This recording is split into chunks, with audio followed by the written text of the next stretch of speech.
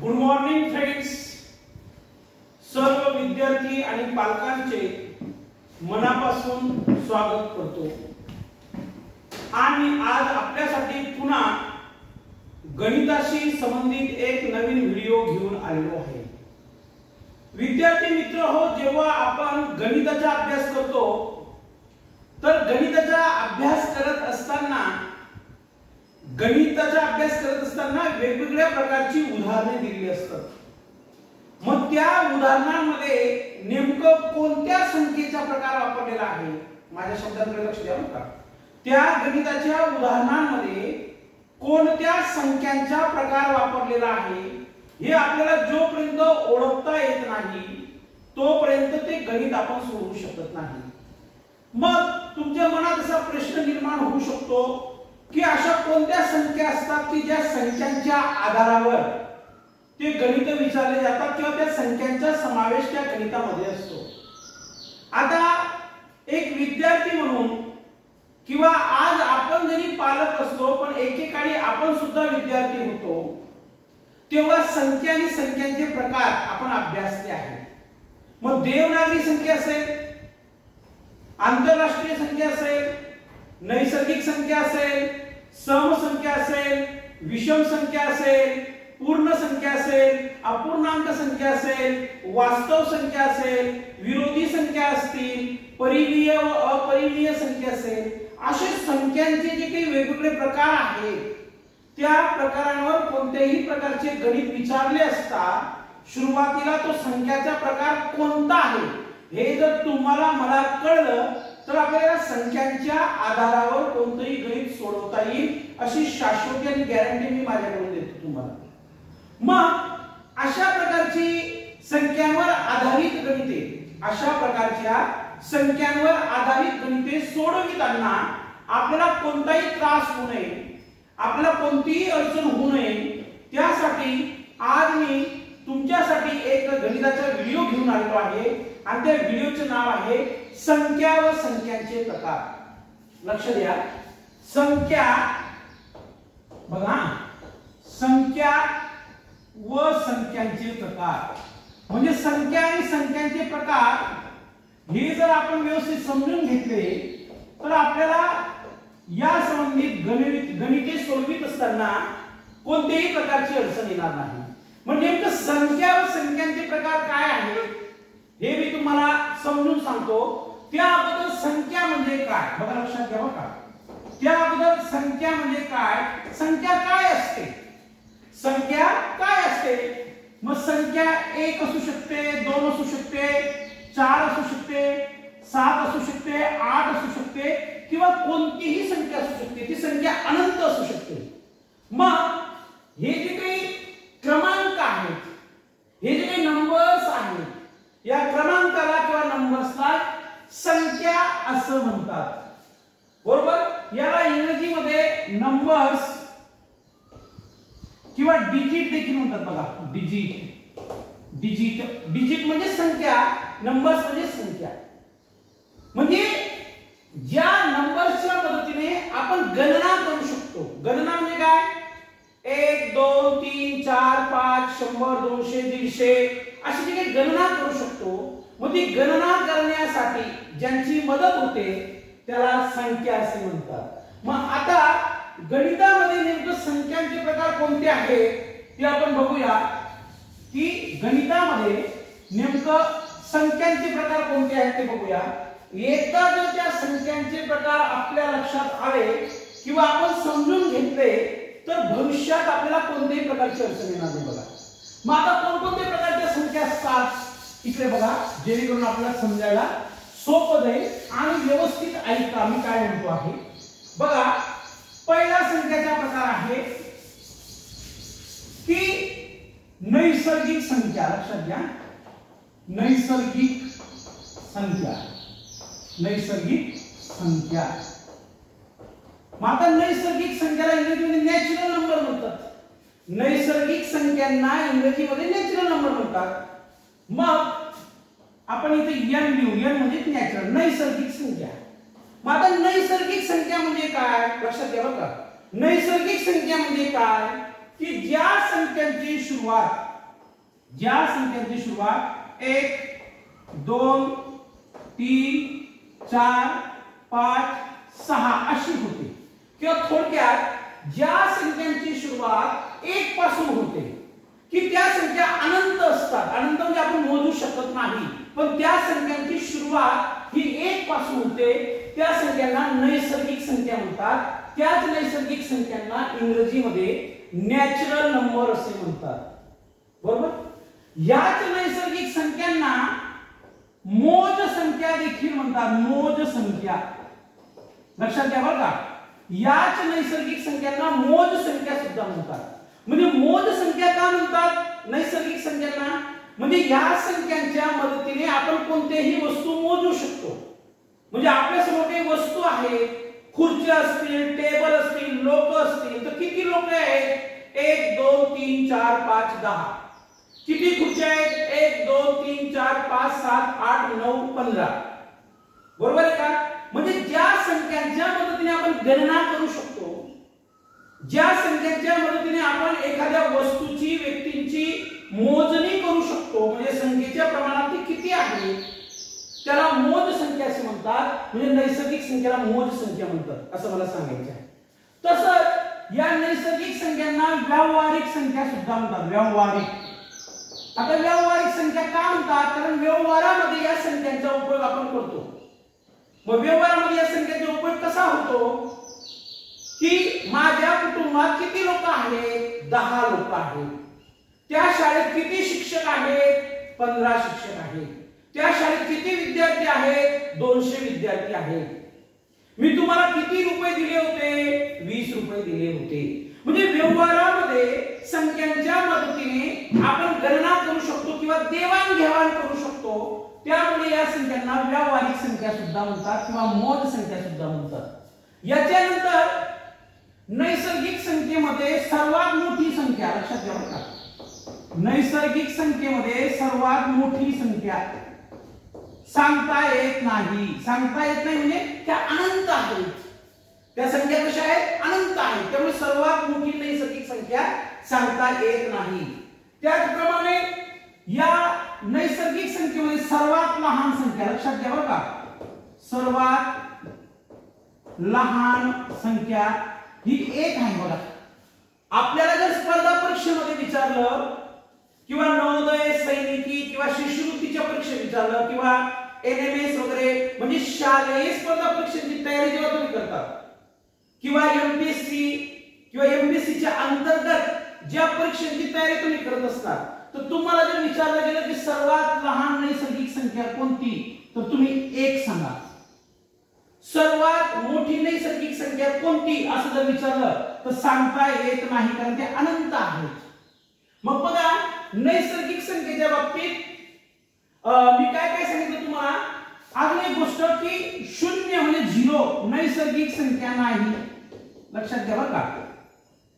0 नैसर्गिक संख्या नाही. म्हणजे आपल्याला जर विचारलं की 0 म्हणजे 0 ही नैसर्गिक संख्या आहे का, तर त्याचे उत्तर आहे नाही. काय आहे? नाही. मग आता पुन्हा एकदा रिव्हिजन करून देतो म्हणजे तुमच्या लक्षात येईल की नैसर्गिक संख्येला इंग्लिश मध्ये काय म्हणतात? Natural number. दुसरी गोष्ट नैसर्गिक संख्येची सुरुवात 1 पासून होते, तर कुठपर्यंत आपल्याला माहित नाही, कारण की नैसर्गिक संख्या अनंत आहे. दुसरी गोष्ट नैसर्गिक संख्येला मोज संख्या म्हणतात. मग मोज संख्या का म्हणतात त्याचे स्पष्टीकरण मी तुम्हाला सांगितलेलं आहे. पुन्हा नैसर्गिक संख्येला व्यावहारिक संख्या म्हणतात. तसेच सर्वात मोठी संख्या नैसर्गिक सर्वात मोठी संख्या सांगता येत नाही. सांगता येत नाही म्हणजे आपण सांगू शकत नाही असं मला म्हणायचे. त्याच्यानंतर सर्वात लहान नैसर्गिक संख्या कोणती आहे? 1. आणि 0 किंवा आपण त्याला इंग्लिश मध्ये 0 नैसर्गिक संख्या नाही. मग मला असं वाटतं की नैसर्गिक संख्या काय असते किंवा नैसर्गिक संख्येबाबतीत संपूर्ण स्पष्टीकरण किंवा डिटेल माहिती आपल्या लक्षात आली असेल असं मला वाटतं. तर नैसर्गिक संख्येनंतर दुसरा संख्येचा प्रकार आहे बघा पूर्ण संख्या. कोणती संख्या? पूर्ण संख्या. या पूर्ण संख्येला होल नंबर म्हणतात. होल मग होल नंबर साठी W ने ते संख्या दाखवा. होल W हे डिनोटिंग लेटर आहे, डिनोटिंग म्हणजे W या अक्षराने ते दाखवलं जातं. नाही पूर्ण संख्येला होल नंबर म्हणतात इंग्लिश मध्ये, राईट. मग आता पूर्ण संख्या म्हणजे काय? पूर्ण संख्येची माहिती मी देतोय तुम्हाला. पूर्ण संख्या म्हणजे काय? पूर्ण संख्येची सुरुवात शून्यापासून होते. म्हणजे बघा 0 1 2 3 4 5 6 अनंत. लक्षात घ्या. म्हणजे नैसर्गिक संख्येमध्ये काय आहे? नैसर्गिक संख्येची सुरुवात 1 पासून होते बरं का, आणि पूर्ण संख्येची सुरुवात कुठून होते? शून्यापासून. हे लक्षात घ्या. त्याच्यानंतर पूर्ण संख्येच्या बाबतीत आपण काय सांगू शकतो?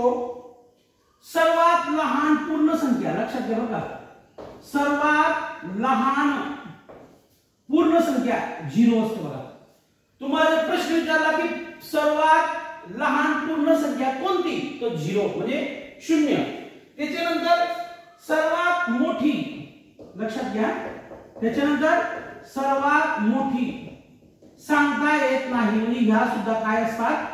अनंत असतात. सांगता येत नाही म्हणजे ह्या सुद्धा अनंत असतात. मग पूर्ण संख्येच्या बाबतीत तुम्हाला या 3 गोष्टी लक्षात ठेवायच्या आहेत. कोणत्या? पूर्ण संख्येची सुरुवात शून्यापासून होते. सर्वात लहान पूर्ण संख्या म्हणजे 0. सर्वात मोठी संख्या सांगता येत नाही.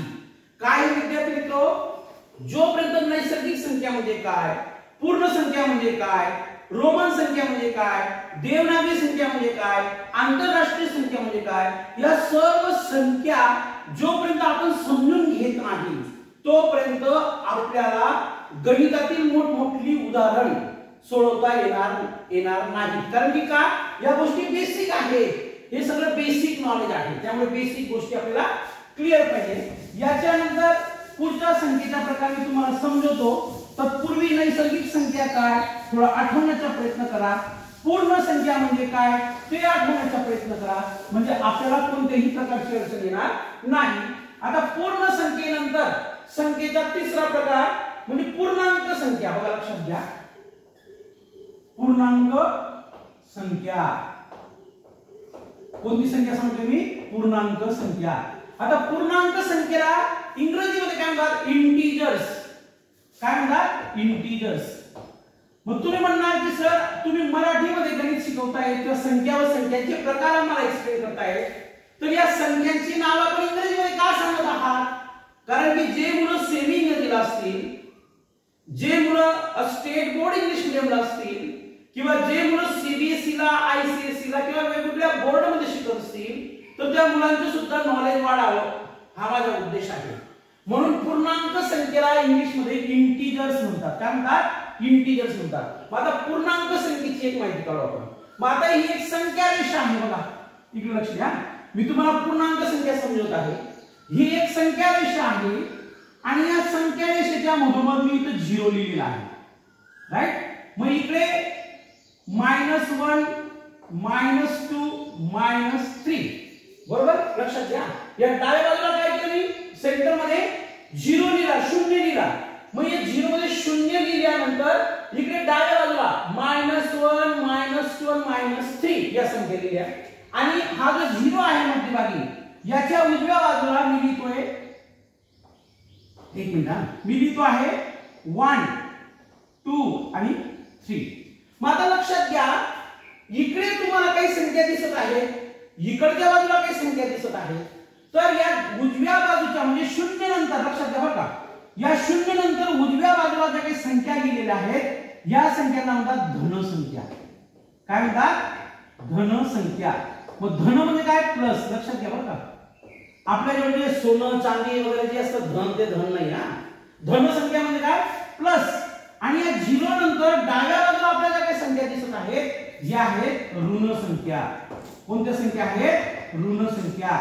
ऋण संख्या म्हणजे वजाबाकी. ऋण म्हणजे कमी करणे. लक्षात घ्या, ऋण म्हणजे कमी कमी होत जाणे म्हणजे वजाबाकी, आणि धन म्हणजे त्या संख्यांमध्ये पुन्हा पुन्हा वाढ होत जाणे.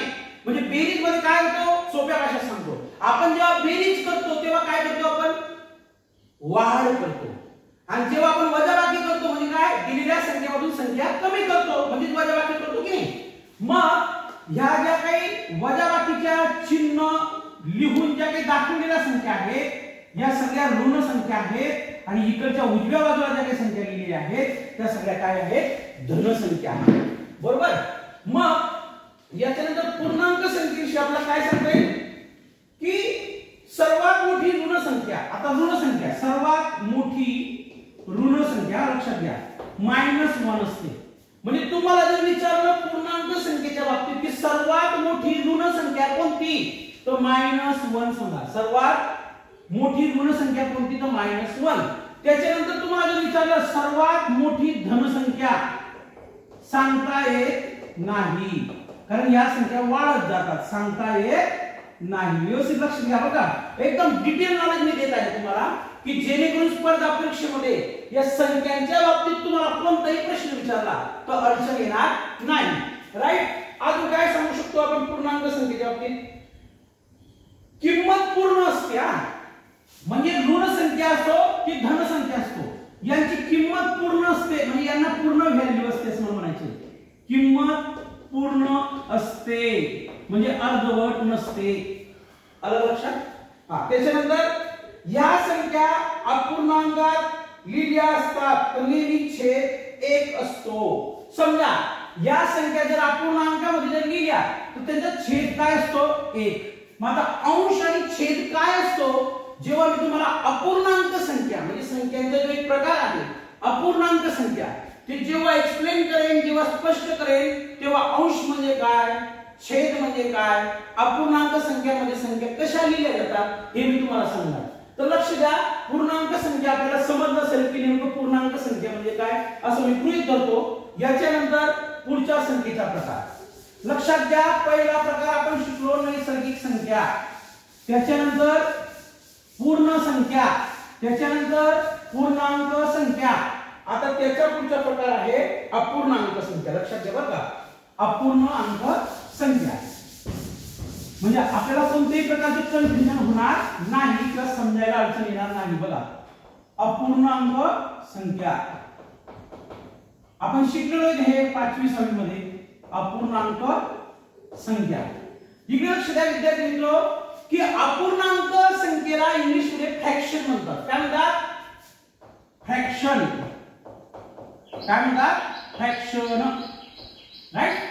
अपूर्णांक संख्येला इंग्लिश मध्ये काय म्हणतात फ्रॅक्शन म्हणतात। मग याला फ्रॅक्शन का म्हणतात कारण की अपूर्णांक संख्यांमध्ये ज्या काही संख्या दिल्या जातात त्या अशा प्रकारे दिल्या जातात। बघा उदाहरणार्थ बघा लक्षात घ्या, अपूर्णांक संख्या सांगतो मी तुम्हाला 3/5 बरोबर। आता वरती 3 लिहिलेला आहे आणि खाली 5 लिहिलेला आहे। इकडे बघा मग वाचताना या संख्या ही दिलेलं उदाहरण वाचताना कसं वाचायचं या उदाहरणाला आपण कसं वाचू शकतो गणितीय भाषेत 3/5 3/5 म्हणजे ही वरची जी संख्या आहे का याला मराठीमध्ये अंश म्हणतात। लक्षात घ्या, ही वरची जी संख्या आहे का याला मराठीमध्ये अंश म्हणतात, ही खालची जी संख्या आहे का याला मराठीमध्ये छेद म्हणतात। मग तुम्हाला सांगितलं की दिलेल्या उदाहरणामध्ये अंश कुणाला म्हणावं तर 3 हा अंश आहे आणि दिलेल्या उदाहरणामध्ये छेद कुणाला म्हणावं तर 5 हा छेद आहे म्हणजे 3/5। अजून दुसरं उदाहरण बघा, हे कसं वाचणार 17/19 म्हणजे 17 हा काय हो अंश आहे। लक्षात घ्या 17 काय अंश आणि 19 काय छेद, राईट। आणि तुम्हाला यांची नावं जर इंग्लिश मध्ये पाहिजे असतील तर अंशला इंग्लिश मध्ये म्हणतात न्यूमरेटर, काय म्हणतात न्यूमरेटर, आणि छेदला इंग्लिश मध्ये म्हणतात डिनॉमिनेटर। लक्षात घ्या, जे इंग्रजी माध्यमाच्या शाळेत शिकत असतील तर त्यांना अडचण येणार नाही। मराठीमध्ये वरच्या संख्येला अंश म्हणतात, खालच्या संख्येला छेद म्हणतात, अंशला इंग्लिश मध्ये न्यूमरेटर म्हणतात, काय म्हणतात न्यूमरेटर, आणि छेदाला काय म्हणतात डिनॉमिनेटर। कळलं का? त्याच्यानंतर आपण अजून अपूर्णांक संख्येच्या बाबतीत काय सांगू शकतो की या संख्या अंश आणि छेदाच्या स्वरूपात दिलेल्या असतात। म्हणजे मी सांगितलं तुम्हाला वरचा अंश असतो आणि खालचा काय असतो छेद असतो। आता याच्यानंतर पुढच्या संख्येचा प्रकार काय आहे लक्षात घ्या, याच्यानंतर पुढच्या संख्येचा प्रकार आहे समसंख्या। लक्षात घ्या बरं, समसंख्या या सम संख्येला इंग्लिश मध्ये म्हणतात इव्हन नंबर. काय म्हणतात? Even number. माझा सम संख्या म्हणजे काय लक्षात घ्या. सम संख्या म्हणजे काय? सम संख्येला इंग्लिश मध्ये इव्हन नंबर म्हणतात. मग सम संख्या म्हणजे काय की ज्या संख्यांना, लक्षात घ्या बरं का, ज्या संख्यांना 2 ने भाग जातो, 2 ने भाग जातो म्हणजे 2 या संख्येने त्या दिलेल्या संख्यांना भाग जातो, भाग, त्या संख्येला समसंख्या म्हणतात. अजून सोपं सांगतो. समजा तुम्हाला उदाहरणामध्ये काही संख्या दिलेल्या असतील, मग त्या संख्यांच्या एकच स्थानी, आता एकच स्थान म्हणजे काय ते पण सांगतो तुम्हाला. इकडे बघा 0 2 4 6 आणि 8.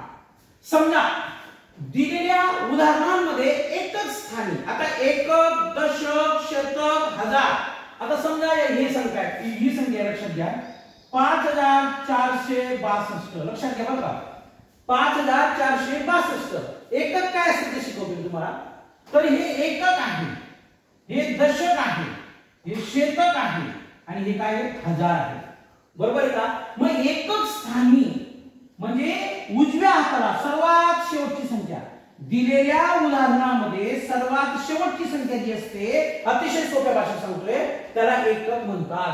मग हे एकक झालं, ही दुसरी संख्या दशक झाली, तिसरी संख्या शतक झाली आणि चौथी संख्या हजार झाली.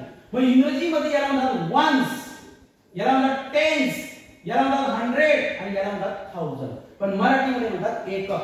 मग दिलेल्या संख्यांच्या उदाहरणामध्ये जर एकक स्थानी 0 असेल किंवा 2 असेल किंवा 4 असेल किंवा 6 असेल किंवा 8 असेल, तर त्या संख्येला 2 ने आरामाने भाग जातो आणि 2 ने ज्या संख्यांना भाग जातो त्याला समसंख्या असे म्हणतात. उदाहरणार्थ घेऊ आपण. बघा समजा 16 म्हणजे 16, 24, 48 आणि 12, तसेच 2438, त्याचप्रमाणे 250, त्याचप्रमाणे 264. आता इकडे बघा या सर्व संख्यांना हे उदाहरण आहेत बरं का.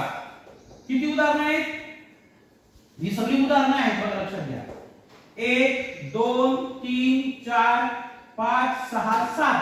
मग या 7 उदाहरणांचं तुम्ही निरीक्षण करा. बघा मी काय म्हटलंय, ज्या संख्येच्या एकक स्थानी 0 2 4 6 आणि 8 असेल, यापैकी कोणती संख्या असेल, यापैकी कोणती संख्या असेल त्या संख्येला 2 ने भाग जातो आणि 2 ने भाग जातो म्हणजे ती काय असते? समसंख्या. मग बघा आता एकक स्थानी 6 आहे की नाही बघा, या संख्येमध्ये 4 आहे की नाही बघा, या संख्येमध्ये 8 आहे की नाही बघा, या संख्येमध्ये 2 आहे की नाही बघा एकक स्थानी, राईट.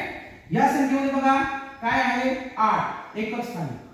या संख्येमध्ये 250 मध्ये काय 0 बघा आणि या संख्येमध्ये काय 4. या सर्व संख्यांना जर तुम्ही 2 ने भाग दिला तर ती समसंख्या तयार होते. बघा कसं द्या 2 ने भाग. बेक बे बेआटी 16 आला की 8 बघा लक्षात घ्या. त्याच्यानंतर बेक बे बेदून 4 म्हणजे 12 बरोबर. मग एकक स्थानी पुन्हा 2 आला की म्हणजे या सगळ्या संख्यांना जर तुम्ही भाग देऊन पाहिला तर तुम्हाला समसंख्या मिळेल. तर असं वाटतं मला की आपल्याला समसंख्या म्हणजे काय ते कळलं असेल, आपल्याला काही अडचण नाही. त्याच्यानंतर समसंख्यानंतर आपण बघू विषम संख्या. ती विषम संख्या काय असते किंवा विषम संख्या कशी ओळखतात. व्हिडिओ आपल्याला समजताना काही अडचण येत असतील तर व्हिडिओ पॉज करा, थांबवा, समजून घ्या. फळ्यावर स्पष्ट दिसत नसेल तर मी काय बोलतो आहे माझ्या शब्दांकडे लक्ष द्या, किंवा माझे शब्द समजत नसेल तर मी फळ्यावर काय लिहितो आहे, काय स्पष्टीकरण देत आहे ते जर तुम्हाला समजलं तर तुमची गणिताची भीती गेल्याशिवाय राहणार नाही. आता बघा विषम संख्या म्हणजे काय. इकडे बघा विषम संख्या. विषम संख्या म्हणजे काय. या विषम संख्याला इंग्लिश मध्ये ऑड नंबर म्हणतात. काय म्हणतात? Odd number. ऑड नंबर म्हणजे काय? विषम संख्या. मग आता विषम संख्या म्हणजे काय की ज्या संख्येच्या एकक स्थानी 1 3 5 7 त्याच्यानंतर 9 म्हणजे जसं सम संख्यामध्ये एकक स्थानी 0 2 4 6 8 यांच्यापैकी कोणती संख्या असली की त्या संख्येला 2 ने पूर्ण भाग जातो त्यामुळे त्या संख्येला आपण सम संख्या म्हणत होतो. पण या विषम संख्येचं काय बघा, ज्या संख्येच्या एकक स्थानी 1 3 5 7 9 या संख्यांपैकी कोणती संख्या असेल एकक स्थानी तर ती विषम संख्या असते. म्हणजे त्या संख्येला भाग जातो बाबा त्या संख्येने, म्हणून त्याला विषम संख्या म्हणतात. मग कसं बघा, 2389 त्याच्यानंतर 9235 राईट. आता काय म्हटलं तुम्हाला, ज्या संख्येच्या एकक स्थानी या वरील संख्यांपैकी कोणती संख्या असू शकते. हे बघा, या संख्येचे निरीक्षण करा, 9 आहे की शेवटी 9235 या संख्येच्या एकक स्थानी काय आहे 5. म्हणजे या काय मग विषम संख्या आहे. ही 9 काय विषम संख्या आहे, 5 काय विषम संख्या आहे. म्हणजे या संख्येला 2 ने भाग देईल का, म्हणजे ज्या संख्येला 2 ने भाग जातो ती सम संख्या आहे, आणि ज्या संख्येला 2 ने भाग जात नाही ती विषम संख्या आहे. ही एक गोष्ट लक्षात घ्या. त्याच्यानंतर बघा मूळ संख्या. मूळ संख्या, आता या मूळ संख्येला इंग्लिश मध्ये प्राइम नंबर म्हणतात. काय म्हणतात, प्राइम नंबर. मूळ संख्येला इंग्लिश मध्ये काय म्हणतात, प्राइम नंबर म्हणतात. मग आता मूळ संख्या म्हणजे काय, मूळ संख्या म्हणजे काय, मूळ संख्या कशी ओळखावी इकडे लक्ष द्या, की ज्या संख्येला 1 लक्षात घ्या बरं का, ज्या संख्येला 1 आणि त्याच संख्येने भाग जातो, ज्या संख्येला 1 आणि त्याच संख्येने भाग जातो त्या व्यतिरिक्त कोणत्याही संख्येचा भाग जात नाही त्या संख्येला म्हणतात मूळ संख्या. काय म्हणतात, मूळ संख्या. आणि त्या संख्येला इंग्लिश मध्ये काय म्हणतात, प्राइम नंबर. म्हणजे अशी संख्या, पुन्हा सांगतो बरं लक्षात घ्या, अशी संख्या की ज्या संख्येला 1 आणि त्याच म्हणजे स्वतः त्याच संख्येने भाग जातो अशा संख्येला मूळ संख्या अशी म्हणतात. मग उदाहरणार्थ काय लक्ष द्या, उदाहरणार्थ 2 3 5 7 11 13 आणि 17. आता इकडे बघा 1 2 3 4 5 6 7 मी 7 संख्यांच्या मदतीने तुम्हाला समजवण्याचा प्रयत्न करतो की मूळ संख्या म्हणजे काय. पण अशा हजारो संख्या आहेत. आता मला सांगा 2 ही जी संख्या आहे ही कुणाच्या पाड्यात आहे का, म्हणजे या 2 या संख्येला फक्त 1 ने भाग जातो त्याच संख्येने भाग जातो बरोबर. 3 ही संख्या कुणाच्या पाड्यात आहे का, 5 संख्या दुसऱ्याच्या पाड्यात सापडली तुम्हाला, 7 संख्या 11 संख्या 13 संख्या आणि 17 संख्या आणि अजून असे किती बरं का. तर या संख्यांना फक्त 1 आणि त्याच संख्या म्हणजे 3 1 3 5 1 5 7 1 7 11 1 11 13 1 13 आणि 17 1 17 त्याच संख्येने भाग जातो, दुसऱ्या संख्येने भाग जात नाही. मग ज्या संख्येला त्याच संख्येने भाग जातो आणि 1 ने भाग जातो त्या संख्येला मूळ संख्या असे म्हणतात. इंग्लिश मध्ये त्यांना प्राइम नंबर्स म्हणतात. काय म्हणतात, प्राइम नंबर्स. पुन्हा या संख्येविषयी आपल्याला काय सांगता येईल का, सर्वात लहान मूळ संख्या बघा, सर्वात लहान मूळ संख्या कोणती आहे 2. म्हणजे ही संख्या काय माहिती का, मूळ संख्या पण आहे आणि सम संख्या पण आहे.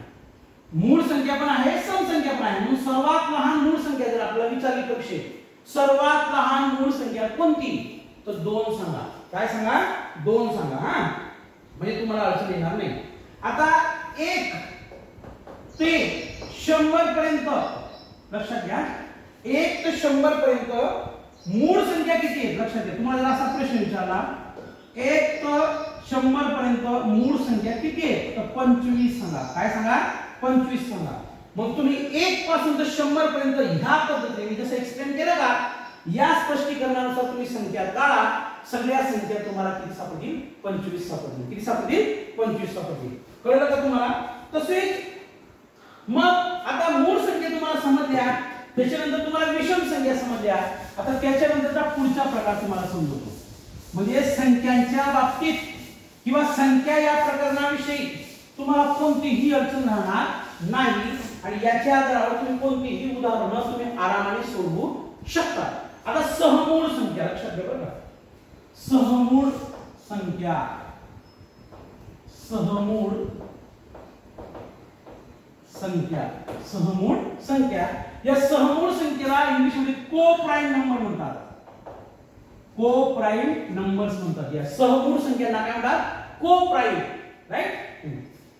मग आता सहमूळ संख्यांच्या बाबतीत आपण काय म्हणू शकतो की ज्या संख्यांमध्ये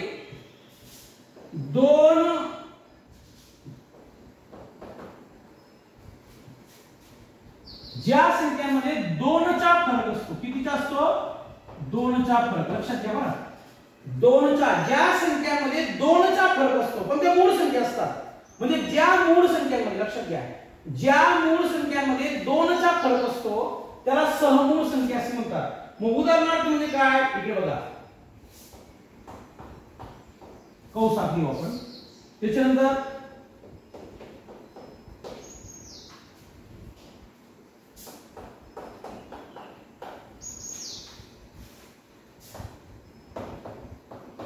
आता इकडे लक्ष द्या बघा. आता ही जी उदाहरणं आहेत का, ही सहमूळ संख्यांची उदाहरणं आहेत. कसं काय बरं? म्हणजे ह्या मूळ संख्या आहेत. लक्षात घ्या, कन्फ्युज नका. आपल्याला कन्सेप्ट क्लिअर काय करायची आहे, आपली संकल्पना काय आहे की सहमूळ संख्या म्हणजे काय. सहमूळ संख्या म्हणजे ज्या मूळ संख्यांमध्ये, लक्षात घ्या, ज्या मूळ संख्यांमध्ये दोनचा फरक असतो त्याला सहमूळ संख्या असे म्हणतात. मग दोनचा म्हणजे काय, इथं 5 आणि 7 दोघं मूळ संख्या आहे. मूळ, 11 13 मूळ संख्या आहे. 17 19 मूळ संख्या आहे. 29 31 मूळ संख्या आहे. पण या मूळ संख्या जरी असल्या तर यांच्यात दोनचा फरक आहे बघा. 5 आणि 7 कितीचा फरक आहे? 2चा. 11 आणि 13 मध्ये कितीचा फरक आहे? 2चा. 17 आणि 19 मध्ये कितीचा फरक आहे? 2चा. आणि 29 आणि 31 मध्ये कितीचा फरक आहे? 2चा.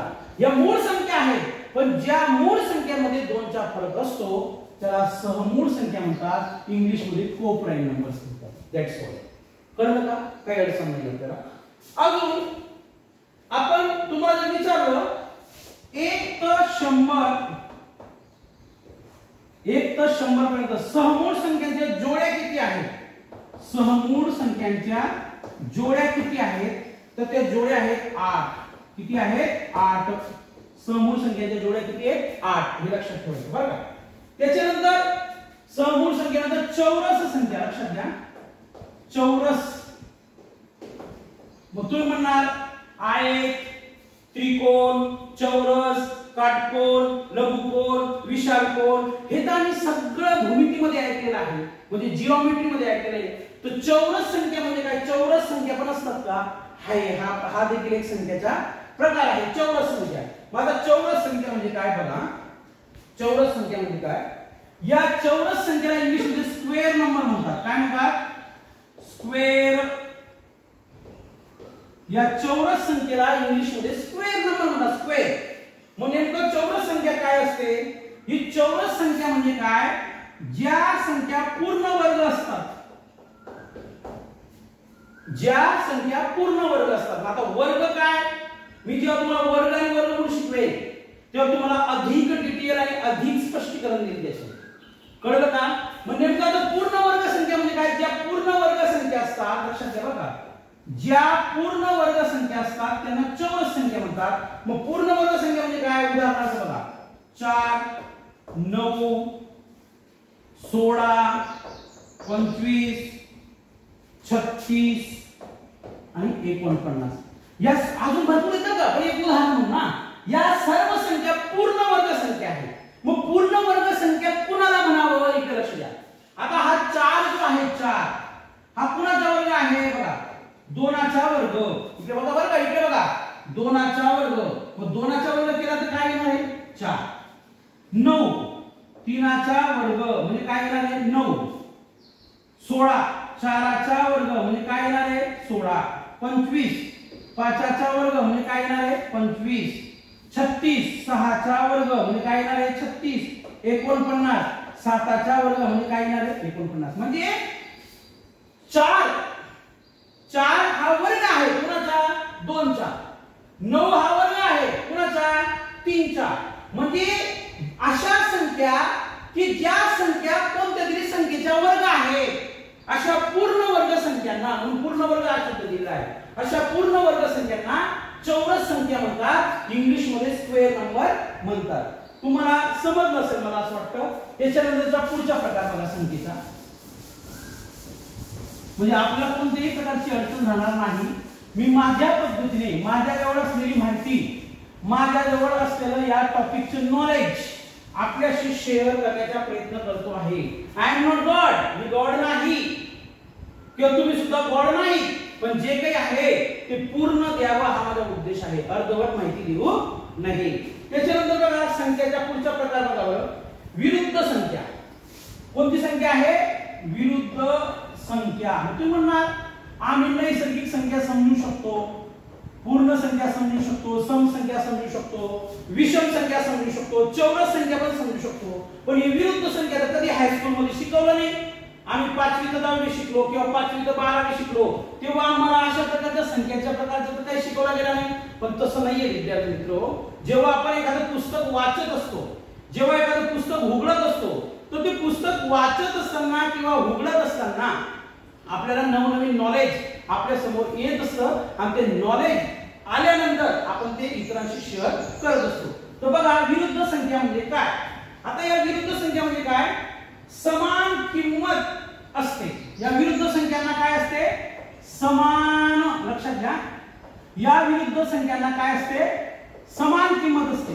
पण या विरुद्ध संख्यांना समान किंमत असते, पण त्या संख्यांचं चिन्ह एकमेकांच्या विरुद्ध असतं. त्या संख्यांचं चिन्ह एकमेकांच्या विरुद्ध असतं. कसं? आता मला सांगा बेरीज. आता बेरजेच्या विरुद्ध कोणती क्रिया असते गणितामध्ये? वजाबाकी. लक्षात घ्या बरं, विरुद्ध संख्या ती कन्सेप्ट मला क्लिअर करायची तुम्हाला. म्हणजे किंमत समान असते पण त्या संख्यांचं चिन्ह कसं असतं? एकमेकांच्या विरुद्ध असतं. मग मला सांगा बेरजेच्या विरुद्ध काय असतं? वजाबाकी. किंवा असं म्हणा वजाबाकीच्या विरुद्ध काय असतं? बेरीज असते. कळलं का? राईट.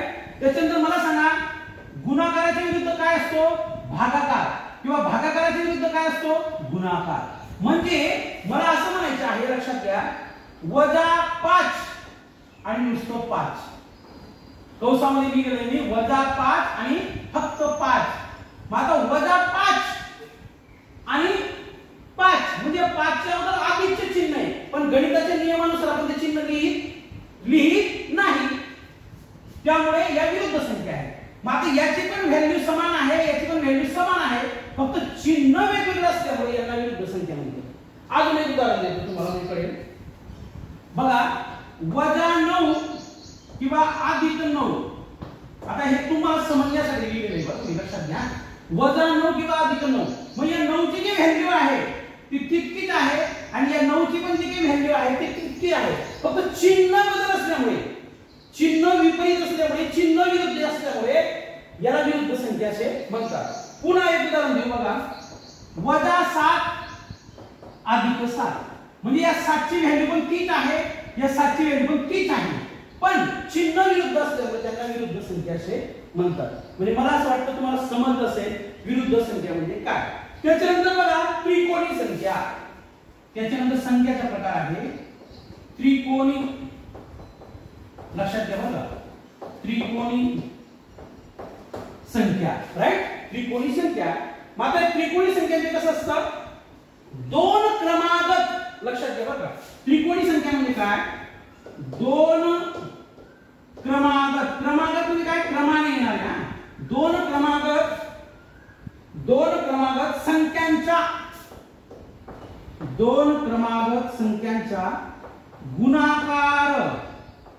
लक्षात घ्या, 2 क्रमागत संख्यांच्या गुणाकाराच्या निमपटीस. निमपटीस म्हणजे 50%. निमपटीस त्रिकोणी संख्या म्हणतात. लक्षात घ्या बघा, इकडे बघा, लक्षात घ्या. त्रिकोणी संख्या म्हणजे काय? हे किती मोठं वाक्य मी दिलेलं असू द्या, कन्फ्यूज होऊ नका. त्रिकोणी संख्या म्हणजे काय? 2 क्रमागत संख्यांच्या गुणाकाराच्या निमपटीस काय म्हणतात? त्रिकोणी संख्या म्हणतात. कसं? क्रमागत संख्या. 2 क्रमागत. क्रमागत म्हणजे लागोपाठ येणाऱ्या. कशा? उदाहरण बघा. 4 × 2 इकडे लक्ष द्या, भागिला 2. 4 × 5 सॉरी 4 × 5 भागिला 2. आता मला सांगा या 4 नंतर क्रमागत कोणती संख्या घेतलेली मी? 5. लक्षात घ्या बरं का, या 4 नंतर दुसरी लगेच पुढची संख्या कोणती घेतली? क्रमाने 5 म्हणून या क्रमागत संख्या. 2 क्रमागत संख्या. 2 क्रमागत संख्या म्हणजे कोणत्या? 4 आणि 5. राईट. त्याच्यानंतर बघा 7 + 5 भागीला 2. मग 7 नंतर क्रमागत संख्या कोणती घेतली मी? सॉरी 8. 7 नंतर क्रमागत कोणती संख्या घेतली? 8. मग यांच्या निमपटीस काय म्हणतात? त्रिकोणी संख्या. मग 4 गुणिले 5 म्हणजे किती हो? 20. मग 20 भागीला 2 म्हणजे काय? 10. म्हणजे 20 ची निमपट काय आली? 10. लक्षात घ्या. भाग जर दिला बे क बे पंचे 10 बे क बे आणि हा 0 10 म्हणजे 20 ची निमपट काय आली? 10. म्हणून 10 ही काय? त्रिकोणी संख्या. पुन्हा हे उदाहरण समजलं नसेल तर 7 गुणिले 8 56. 7 वाटून 56 भागीला 2. मग बघा भाग द्या बे क बे 2 4 1 बे 8 16 म्हणजे हे जे काही 28 उत्तर आलं का? हे 28 म्हणजे त्रिकोणी संख्या. लक्षात घ्या. म्हणजे दिलेल्या दोन क्रमागत संख्यांचा गुणाकार दिलेल्या क्रमागत दोन संख्येचा गुणाकार त्याची निमपट म्हणजे काय? त्रिकोणी संख्या. तर मला असं वाटतं ही त्रिकोणी संख्या विरुद्ध संख्या आपल्याला समजत असेल. याच्यानंतर पुढचा प्रकार म्हणजे लक्षात घ्या विद्यार्थी मित्रांनो, कन्फ्यूज होऊ नका. बरोबर की जेणेकरून आपल्याला या संख्यांच्या बाबतीत कोणतीही अडचण राहणार नाही. आता बघा देवनागरी संख्या. याच्यानंतर काय आहे? देवनागरी संख्या. इयत्ता 5वी मध्ये आपल्याला शिकवलं असेल. बघा देवनागरी संख्या. आता देवनागरी संख्या म्हणजे काय? एक लक्ष द्या. ज्या संख्या मराठीत लिहिल्या जातात. सोपं सांगतो बरं का. देवनागरी संख्या म्हणजे काय? ज्या संख्या मराठीमध्ये लिहिल्या जातात त्या संख्यांना देवनागरी संख्या म्हणतात. बघा 1 मराठीत लिहितो, 2 3 4 5 6 7 अशा आपण अनंत संख्या लिहू शकतो. मग ज्या संख्या आपण मराठीत लिहितो तर त्या मराठीत लिहिलेल्या संख्यांना देवनागरी संख्या असे म्हणतात. इतकं लक्षात ठेवा बस. त्याच्यानंतर बघा आंतरराष्ट्रीय संख्या. आंतरराष्ट्रीय संख्या. आता आंतरराष्ट्रीय संख्या म्हणजे काय? ज्या संख्या इंग्रजीमध्ये लिहिल्या जातात. म्हणजे आंतरराष्ट्रीय संख्येला इंग्रजीमध्ये इंटरनॅशनल नंबर म्हणतात. काय म्हणतात? International number. मग ज्या संख्या इंग्रजीमध्ये लिहिल्या जातात त्याला आंतरराष्ट्रीय संख्या म्हणतात. मग बघा 1 2 3 4 5 6 आणि 7. वरती पण 7 पर्यंत मराठी संख्या लिहिलेल्या आहेत त्या देवनागरी संख्या आहेत. त्याच 7 संख्या खाली मी इंग्रजीमध्ये लिहिले त्या आंतरराष्ट्रीय नंबर आहेत. म्हणजे त्याला इंटरनॅशनल नंबर म्हणतात. मग ज्या संख्या इंग्रजीमध्ये लिहितात त्या आंतरराष्ट्रीय संख्या असतात. ज्या संख्या आपण मराठीत लिहितो त्या देवनागरी संख्या असतात. त्याच्यानंतर बघा रोमन संख्या. रोमन संख्या लक्षात घ्या बरं का. आता मी स्पेशल रोमन संख्यांवर एक व्हिडिओ बनवणार आहे. पण तात्पुरतं एक आपल्याला माहिती असेल म्हणून रोमन संख्या सांगतो. बघा रोमन संख्या 1 2 3 4 5 6 7 8 या पद्धतीने. आणि LCDM. L म्हणजे 50, C म्हणजे 100, D म्हणजे 500 आणि M म्हणजे 1000. मग आता L ला 50 का म्हणावं, C ला 100 का म्हणावं रोमन संख्येच्या भाषेत, किंवा D ला 500 का म्हणावं किंवा M ला 1000 का म्हणावं, याच्यावर मी एक स्पेशल व्हिडिओ बनवणार आहे. आणि त्या व्हिडिओचे नाव राहणार आहे रोमन संख्यांचा परिपूर्ण अभ्यास. इकडे लक्ष द्या. तर आता देवनागरी संख्या म्हणजे काय तुम्हाला समजलं. आंतरराष्ट्रीय संख्या म्हणजे काय तुम्हाला समजलं. रोमन संख्या आता बघा 1 2 3 4 5 6 7 8 आणि LCDM. L म्हणजे 50, C म्हणजे 100, D म्हणजे 500 आणि M म्हणजे 1000. तर या रोमन संख्या अशा पद्धतीने लिहिल्या जातात. तर तुम्हाला कळलं असेल की नेमकं संख्या व संख्यांचे प्रकार काय असतात. तर हा व्हिडिओ आपल्याला कसा वाटला याला लाईक करा, शेअर करा, सबस्क्राइब करा. आणि आपल्याला काही सूचना द्यायची असतील, काही गायडन्स करायचं असेल तर always there is a welcome from my side. माझ्याकडून स्वागत आहे.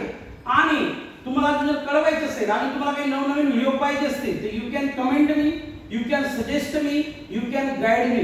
मला तुमच्याकडून सुद्धा शिकायला आवडेल. Our life is not for teaching, our life is not for teaching but our life is for learning. आपलं जीवन हे शिकवण्यासाठी जितकं महत्त्वाचं आहे तितकंच शिकण्यासाठी सुद्धा महत्त्वाचं आहे. जोपर्यंत शिकणार नाही तोपर्यंत आपण शिकवणार नाही. धन्यवाद. Thank you very much.